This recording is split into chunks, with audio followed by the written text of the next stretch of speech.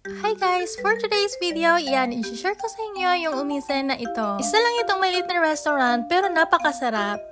Kaya sa mga malalapit dyan, itry nyo ito at malapit lang ito sa Okabe Station. Pagpasok nyo, dalawa lang silang mag-asawa ang nagluluto. At wag na lang yung magugulat dahil hindi sila nag-aaysato or hindi sila nag-welcome sa mga kanilang mga customer. Pero in fairness, napakasarap talaga ng kanilang mga luto. Kaya iniinganyo ko kayo na i-try nyo rin. Lalo na itong kanilang shogayaki, napakasarap. At ng kanilang soup, napakasarap din. At wag ka, napaka-affordable lang ang mga tinda nila dito. So bali, hindi ko na lang na-videohan lahat kasi nakakahiya naman sa kanila.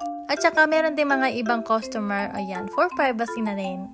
At dito sa Japan, hindi basta-basta makukuha tayo ng video. Kaya kailangan mag-iingat tayo parate.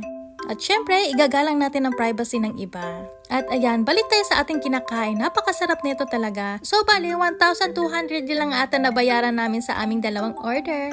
Madali lang nitong mahanap ang umisin na ito. Dito lang yon banda sa may Yauko. Wala silang parking lot, kaya pwede kayong mag-park dito sa Yauko. Lalakad lang kayong konti at pwede na kayong mag-parking. And that's it. Na-share ko lang. Salamat sa panonood. See you on my next Gala Gala vlog. Char! Diyan eh!